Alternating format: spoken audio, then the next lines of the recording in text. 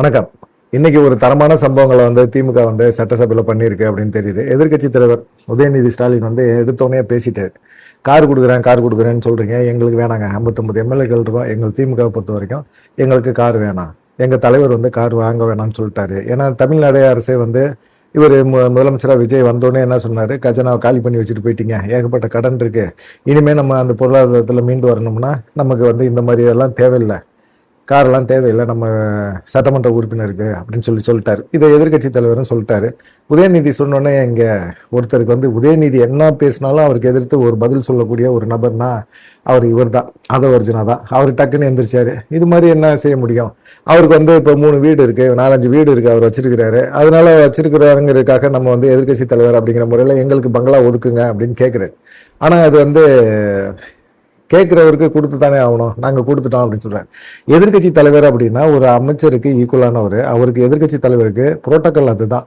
ஒரு பங்களா ஒதுக்குவாங்க, தனிப்பட்ட முறையில் ஒதுக்குவாங்க. அவர் எதிர்கட்சி தலைவரை திமுக சார்பாக நியமிக்கப்பட்ட பிறகு அவர் பொதுப்பணித்துறை அமைச்சர் ஆதவர்ஜுனாட்ட அவங்க கொண்டு போய் கொடுத்துருக்குறாங்க. கொடுத்ததுக்கு அவர் பங்களா ஒதுக்கி தான் ஆகணும், ஒதுக்கணும். அதுதான் முறை. அதை கூட என்னவோ இவங்க பிச்சை போட்ட மாதிரி நாங்கள் கொடுத்துருக்கோம்ல, அவருக்கு 3-4 பங்களா இருந்தாலும் ஏன் இங்கே தங்குறாரு அப்படிங்கிற ஒரு கொஸ்டினாக அவர் கேட்குறாரு. இதெல்லாம் தேவையா? இது அவருக்கு தேவையா? ஆதவர்ஜுனாவுக்கு தேவையா? ஏதோ பேசுகிறோம் அப்படிங்கிறதுக்காக சட்டசபையில் இப்படி தான் பேசணும் அப்படிங்கிற ஒரு மரபை மீறி அவர் பேசுகிறாரு. சபாநாயகருக்கு என்ன பண்ணுறதுன்னே தெரியல. உட்காருங்கன்னு சொல்லிடுறாரு. அது இல்லாமல் பார்த்தீங்கன்னா அமைச்சர் நிர்மல்குமார் அவர் எந்திரிச்சு கரண்ட்டை பற்றி பேசுகிறாங்க, மின்சாரத்துறையில் பற்றி பேசுகிறாங்க. நேற்று நைட்டு 10 மணிக்கு நீங்கள் எங்களுக்கு இந்த இதை மெசேஜ் பண்ணுறீங்க, எவ்வளோ பக்கங்கள் இருக்குது. 10 மணிக்கு நான் படிக்க ஆரம்பித்தேன், 3 மணிக்கு தாங்க தூங்கினேன். அதுலேயும் ஒன்றுமே கிடையாது. 238 பக்கம் இந்த மின்சாரத்துறை பற்றி இருக்குது. அதில் எல்லாமே பார்த்தேன். ஒரு 4-5 பக்கத்தை டேட்டா அனாலிசிஸ் தவிர மீதி எல்லாமே பார்த்தீங்கன்னா வேஸ்ட்டு. எல்லாம் திமுக ஆட்சி காலகட்டத்தில் கொடுத்த அப்படியே தூக்கி பிரிண்ட் பண்ணியிருக்கீங்க, டேட்டா இல்லாமல் பிரிண்ட் பண்ணி கொடுத்துருக்கீங்க அப்படின்னு சொன்னார். 10 மணிக்கு அனுப்புறதெல்லாம் வேஸ்ட்டு. ஏங்க 2 நாளைக்கு முன்னாடி 3 நாளைக்கு முன்னாடி இல்லை அட்லீஸ்ட் 1 நாளைக்கு முன்னாடியாக தான் அனுப்பணும். இன்னைக்கு இதை பற்றி விவாதம் பண்ணணும் அப்படின்னம்னா நாங்களாம் படிச்சுட்டு வரணுமா வேணாமா? நீங்கள் என்ன சொல்லியிருக்கீங்க, என்ன திட்டத்தை மக்களுக்கு கொடுத்துருக்கீங்க அப்படிங்கிற ஒரு விஷயத்தை பற்றி நாங்கள் பேசணுமா வேணாமா? அப்போ நீங்கள் 10 மணிக்கு நைட்டு அனுப்புனீங்கன்னா நாங்கள் அதை படிக்க மாட்டோம், படிக்காமல் இங்கே கேள்வி கேட்க மாட்டோம் அப்படிங்கிற ஒரு எண்ணத்தில் கொடுக்குறீங்க. ஏற்கனவே எல்லா ஆட்சி காலகட்டத்திலையும் 3 நாளைக்கு முன்னாடியே கொடுப்பாங்க, 15 நாளைக்கு முன்னாடியே கொடுங்கன்னு சபாநாயகர் சொல்லியிருக்கிறார்.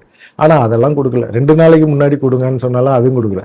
அட்லீஸ்ட் ஒரு 3 நாளைக்கு முன்னாடி கொடுத்துட்டு நீங்கள் படிச்சுட்டு இதில் இந்த பிரச்சனை இருக்குது அப்படின்னு சொன்னால் சொல்லலாம். ஆனால் இங்கே சபாநாயகர் அமைச்சர்களுக்கு சொல்கிறாங்க, அமைச்சர்களாக அதுபடி நடக்கிறாங்களான்னா தெரியல, அவங்களுக்கு என்னன்னு தெரியல. இப்போ தொடர்ந்து 100 நாள் நீங்கள் ஆட்சி நடத்திட்டீங்க. 100 நாள்லையும் மின்வெட்டு எத்தனை இடத்துங்களில் போயிருக்குது? மின்வெட்டு அதிகமாக இருக்குது. தமிழ்நாட்டு மக்கள் அதிக அளவில் மின்வெட்டுனால பாதிக்கப்பட்டிருக்காங்க. தாவேக ஆட்சிக்கு வந்த பிறகு கரண்ட் பில் ஏறி இருக்கு. தேவையே இல்லாமல் கரண்ட் பில் அதிக அளவில் போயிருக்கு. 200 யூனிட் மின்சாரம் ஃப்ரீன்னு கொடுத்துருக்கீங்க. 200 யூனிட் யார் கொடுத்துருக்கீங்க? அது உண்மையிலே ஒன்று கொடுத்துருக்கீங்களா, இல்லை நீங்கள் அதையும் சேர்த்து அதிகமாக வசூல் பண்ணுறீங்களா அப்படிங்கிற ஒரு கேள்வியெல்லாம் கேட்கணுமே. அது கேள்வியெல்லாம் கேட்கறதுக்கு செந்தில் பாலாஜி எந்திரிச்சு கேள்வி கேட்கணும். அவருக்கே நீங்கள் நைட்டு 10 மணிக்கு தான் அனுப்பிச்சிருக்கீங்க அப்படின்னா அதை வச்சு அவர் என்னத்தை படித்து அவர் இது பண்ணுவார். அதையும் விடாமல் படிச்சுட்டு பேசியிருக்கிறார். பேசினா நிர்மல்குமார் என்ன சொல்லணும்? நீங்கள் கரண்ட் தட்டுப்பாடு இருக்கு, கரண்ட் பில் ஏற்றிருக்கிறீங்க, இதை மக்களுக்கு தெரியப்படுத்தி ஏற்றுனீங்களா இல்லை நீங்களா ஏற்றிருக்கீங்களா, என்ன விஷயமா பேசுறீங்க? ஏன்னா திமுக ஆட்சியில் இருந்த வரைக்கும் மக்களுக்கு ஒரு 2000 ரூபா கரண்ட் பில் வந்தவங்களுக்கு 2000 ரூபா தான் வந்திருக்கணும். ஆனால் தாவே காட்சி காலகட்டத்தில் 2500 வரட்டும், 10,000 15,000 வந்தால் கரண்ட் பில்லை எப்படி கட்ட முடியும்? அப்படிதான் அந்த கேள்வி தான் கேட்குறாரு. நீங்கள் கரண்ட் பில் ஏற்றிருக்கீங்க, சரியான ஒரு மின்சாரம் கொடுக்க மாட்டேறீங்க, மக்கள் பாதிக்கப்படுறாங்க. இப்படி இந்த இதுக்கெல்லாம் நீங்கள் பதில் சொல்ல வேண்டியதை விட்டுவிட்டு கரூர் கம்பெனிக்காரங்க இருக்காங்கல்ல அப்படின்னு பேச ஆரம்பிச்சார். கரூர் கம்பெனிக்காரங்கன்னா யாரை சொல்கிறாரு? செந்தில் பாலாஜி தான் சொல்கிறாரு. இது நிர்மல்குமாருக்கு தேவையா? அமைச்சராக இருக்கட்டும், அமைச்சராக இருந்து அவர் பேசுறது எதை வேணாலும் அப்படியே ஏற்றுக்க முடியும். இப்போ கிண்டல் பண்ணுறோம், நக்கல் பண்ணுறோம் அப்படிங்கிற மாதிரி ஒரு எண்ணத்தில் அவங்க ஆரம்பித்தாங்க அப்படின்னா திமுக நையாண்டி பண்ணுறதுல அடிச்சுக்க முடியுமா?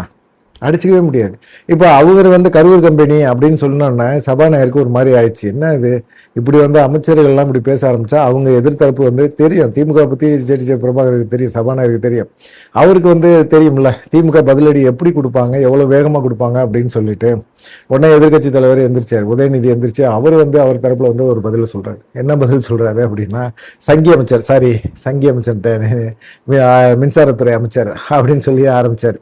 சங்கி அமைச்சர்னு சொன்னோன்னே நிர்மல்குமாருக்கு பயங்கர அப்படியே சுருக்குன்னு ஏறிடுச்சு. நீங்க கரூர் கம்பெனின்னு வாயை விட்டனால தான் உதயநிதி வந்து சங்கி அமைச்சர் அப்படின்னு சொன்னார். சங்கின்னா நீங்க ஆர்எஸ்எஸ்ல இருந்து அப்புறம் அதிமுகவுக்கு போய் கடைசியில வந்து நீங்க வந்து இங்க தாவேகால வந்து சரண்டர் ஆகி இன்னைக்கு அதிர்ஷ்டவசமா எல்லாருமே அமைச்சர் ஆகிட்டீங்க. எம்எல்ஏ ஆகி அமைச்சராகி எல்லாம் உட்காந்துக்கிட்டு இப்போ திமுக கேள்வி கேட்குறேன், அதிமுக கேள்வி கேட்குறேன், நாங்கள் பெரிய பவர், நாங்கள் அசைக்க முடியாது அப்படின்லாம் நினைக்கிறீங்க.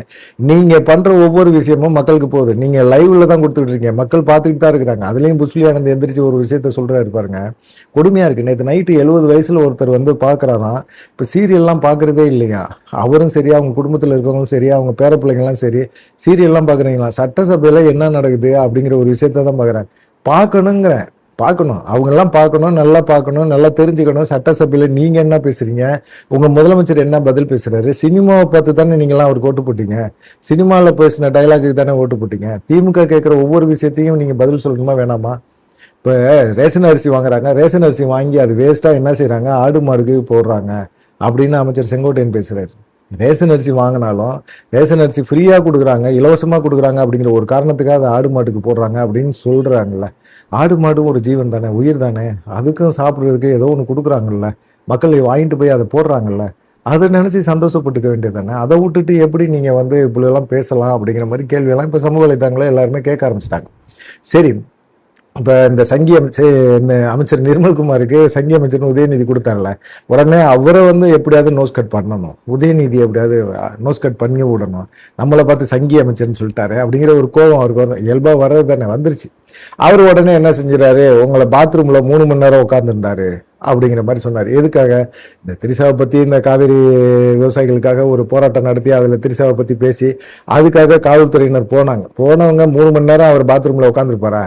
அவர் அப்போதான் போயிருப்பாரு, இல்லை காவல்துறை வந்திருக்குன்னு. காவல்துறை நைட்டே வந்து அவர் வீட்டை சுற்றிலும் போட்டாச்சு. இருந்தாலும் உதயநிதி வந்து தெரியும், நம்மளை கைது பண்ண காலையில் வருவாங்கன்னு தெரியும். கைது பண்ண வந்தால் வந்துட்டு போகிறாங்க.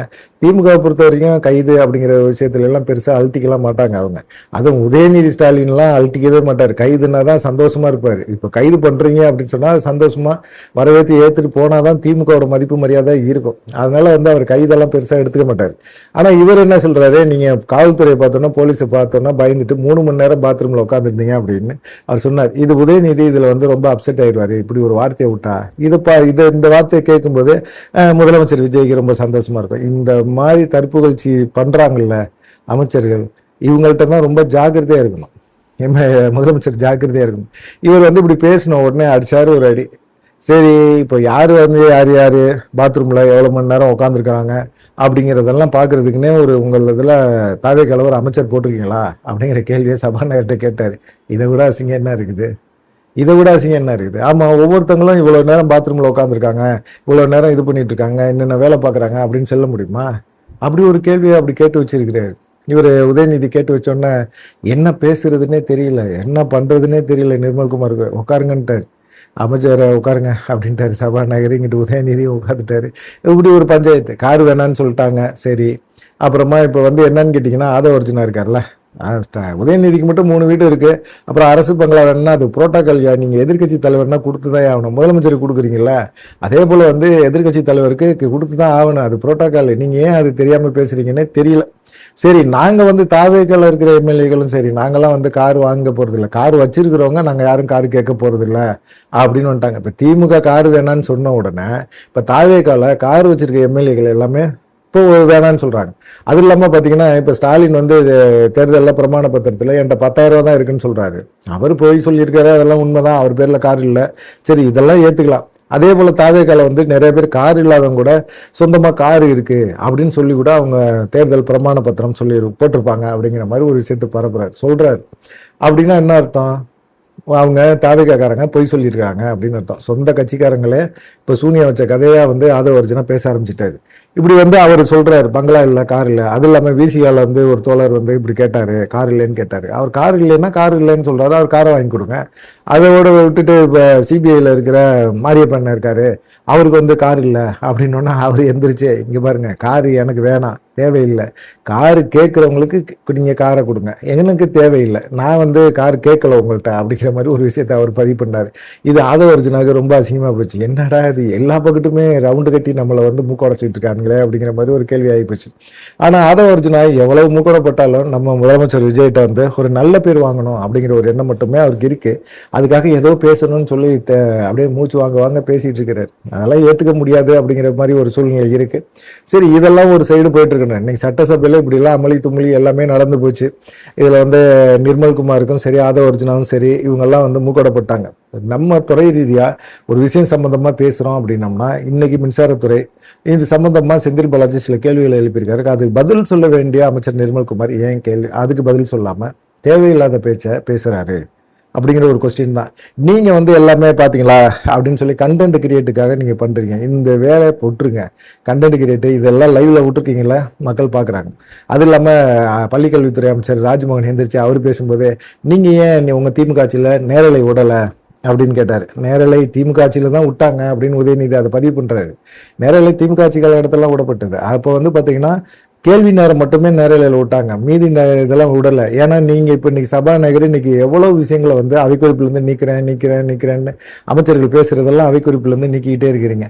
இதெல்லாம் பார்க்குற மக்களுக்கு ஒரு சலிப்பு வராதா, கோவம் வராதா? இன்னைக்கு தாவேகமெல்லாம் அவ்வளோ கோவம் வருது, மக்களுக்கு வருது. புஷ்லியா இருந்து சொன்ன மாதிரி மக்கள் எல்லாம் பார்க்குறாங்களா, நாடகம்லாம் பார்க்குறது இல்லையா, சினிமா பார்க்குறது இல்லையா, சட்டசபையில் நடக்கிற விஷயங்களை பார்க்குறாங்க. அது வந்து அவ்வளவு சந்தோஷமாக இருக்குது. நான் தலைவர்கிட்ட கூட காலையில் இட்டுக்கிட்டு வந்து வரும்போது சொன்னேன் அப்படிங்கிற மாதிரிலாம் பேசுகிறாரு. என்ன கன்றாவியோ போங்கடா அப்படின்னு தான் தோணுது. சரி, மிக முக்கியமான ஒரு பாயிண்ட் இன்னொன்று என்னன்னு கேட்டிங்கன்னா, அண்ணாமலை சமீபமாக ஒரு விஷயம் பேசியிருந்தார். அதில் என்னன்னா, 4 துறை அமைச்சர்கள் மேலே வந்து அவங்க லஞ்சம் கேட்டால் ஆடியோ என்கிட்ட இருக்குது அப்படின்னு சொல்லி பேசியிருந்தாரு. நம்ம அது சம்மந்தமாக கூட ஒரு வீடியோ போட்டிருந்தோம். அந்த ஆடியோவோட இருக்குது அப்படின்னு அண்ணாமலை சொன்னது. 4 துறை அமைச்சர் லஞ்சம் கேட்டாங்க அப்படிங்கிற ஒரு விஷயம் வந்து இது முதலமைச்சர் விஜய் வரைக்குமே போயிடுச்சு. அண்ணாமலை சொன்னால் அதில் உண்மை இருக்கும், பொய் இருக்கிறதுக்கு வாய்ப்பே கிடையாது. என்ன யார் எந்த துறை சார்ந்த அமைச்சர்கள் வந்து லஞ்சம் கேட்டிருக்காங்க, அதுலேயும் வந்து குறிப்பாக அந்த விஷயத்தை பற்றி பேசும்போது கூட அவர் ஒரு விஷயத்தை மறக்காமல் சொல்லியிருந்தாரு. அவங்க வந்து என்னன்னு கேட்டிங்கன்னா, மற்ற எம்எல்ஏக்கள் மாதிரி இல்லைப்பா, நான்லாம் வந்து காசு கொடுத்து தான் சீட்டு வாங்கியிருக்கிறேன், 2வது காசு கொடுத்து தான் ஓட்டும் வாங்கியிருக்கிறேன், 2லேருந்து 3 4% எனக்கு வந்து நீ கமிஷன் கொடுத்து தான் ஆகணும் அப்படின்னு சொல்லி அமைச்சர் பேசுகிற அந்த ஆடியோ என்கிட்ட இருக்குது. 4 துறை சம்மந்தப்பட்ட அமைச்சர்கள் சிக்கியிருக்கிறாங்க அப்படின்னு சொல்கிற அந்த ஆடியோ என்கிட்ட இருக்குது அப்படின்னு சொன்னால் அண்ணாமலை கண்டிப்பாக இதை ஒரு பிரச்சனையாக்குவார். திமுகவுக்கு மிகப்பெரிய ஒரு தலைவலியாக இருந்தவர் அண்ணாமலை. திமுக இவ்வளோ தூரம் டேமேஜ் ஆனதுக்கு தாவேகா காரணம் இல்லை, அண்ணாமலை வந்து செயல்பாடுகள், அண்ணாமலையுடைய பேச்சு இதெல்லாம் மக்கள் மத்தியில் மிகப்பெரிய அளவில் திமுகவுக்கு வெறுப்பை சம்பாரிச்சு கொடுத்தது. ஒருவேளை அண்ணாமலை இந்த தாவேகா எம்எல்ஏக்கள் பேசுகிற அந்த ஆடியோவை எடுத்து போட்டாரு அப்படின்னா என்ன பண்ண முடியும்? தாவேகா மேலே இருக்க இமேஜ் எல்லாமே கெட்டு போயிடும். அதனால முதலமைச்சர் விஜய் உளவுத்துறை கிட்ட கேட்டிருக்காரு. உளவுத்துறைக்காரங்களும் வந்து சரியா பெருசாக வந்து தெரியல. ஆனால் அண்ணாமலை வந்து ஒரு விஷயத்த சொல்றாரு அப்படின்னா அவருக்கு ஏதோ ஒரு ஆதாரம் கையில் சிக்கி இருக்கிறதுக்கு வாய்ப்புகள் இருக்கு அப்படிங்கிற மாதிரி பேசியிருக்காங்க.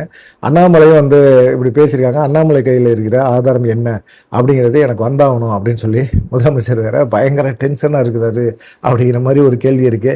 அண்ணாமலை போற போக்கில் பேசுகிற ஆள் கிடையாது, சொல்லி வச்சு அடிக்கிற ஆள். அதனால வந்து கண்டிப்பாக அவருக்கு வந்து ஏதோ ஒரு விஷயம் மாட்டியிருக்கு. தாவேகா பற்றி சந்தர்ப்பம் சூழ்நிலை எல்லாமே வரும்போது வச்சு செஞ்சு விட்டுருவாரு அப்படின்னு பயம் முதலமைச்சர் விஜய்க்கு இருக்கு. திமுக ஒழிச்சது தாவேகா கிடையாது, அண்ணாமலை அப்படிங்கிற ஒரு தனிப்பட்ட ஒரு நபர் திமுக எதிர்த்து போட்டி போட்டார். இப்போ அமைதியாக இருக்கலாம், தேர்தல் நெருங்கட்டும், அந்த தேர்தல் சமயத்தில் வச்சு செய்வாரா இல்லையான்னு பாருங்க அப்படிங்கிற மாதிரி எல்லாருமே கொஸ்டினை ரைஸ் பண்ணியிருக்கிறாங்க. பார்ப்போம் என்னதான் நடக்குது அப்படின்னு சொல்லி. இப்போ முதலமைச்சர் விஜய் வந்து அண்ணாமலை கையில் இருக்கிற ஆடியோ அது வேணும் அப்படின்னு சொல்லி உளவுத்துறைகிட்ட வந்து சொல்லியிருக்கிறாரு. உளவுத்துறை வந்து அதுக்கான முயற்சி எடுக்கிறாங்க. அவ்வளோ சுலபத்தில் கிடைச்சிருமா? எந்த துறை அமைச்சர் அப்படிங்கிறது அண்ணாமலைக்கு மட்டும் தெரிஞ்ச ஒரு சீக்கிரட். அது வெளியே வரும். வெளியே வரும்போது தாவேகாவுக்கு ஒரு சிக்கலை கொடுக்கும் அப்படின்னு சொல்லி முதலமைச்சர் விஜய் பயப்படுறாரு அப்படின்னு சொல்கிறாங்க. இதில் வந்து பார்த்தீங்கன்னா சட்டசபையில் ஆதவ அர்ஜுனா, நிர்மல்குமார், ராஜ்மோகன்லாம் நல்லா தான் இருந்தார். இப்போ தேவையே இல்லாமல் நிறைய விஷயங்களில் போய் மாட்டிக்கிட்டு முழிக்கிறாரு. என்ன பேசுறதுன்னு தெரியல. சபாநாயகருக்கு என்னடா இது எல்லாம் புதுசு, கற்றுக்கணுங்கிற எண்ணம் யாருக்குமே கிடையாது. ஆனால் நாங்களும் புத்திசாலி, நாங்களும் திமுக எதிராக நாங்களும் பேசுவோம் அப்படிங்கிறதுக்காக முக்க போகிறதே ஒரு வேலையாக வச்சு செயல்படுறாங்க அப்படிங்கிற ஒரு குற்றச்சாட்டும் இருக்குது. இதை பற்றி உங்களுடைய கருத்து என்ன அப்படிங்கிறத மறக்காமல் கமெண்ட் பண்ணுங்கள். நன்றி, வணக்கம். தொடர்ந்து நம்ம சேனலுக்கு சப்போர்ட் பண்ணுங்கள்.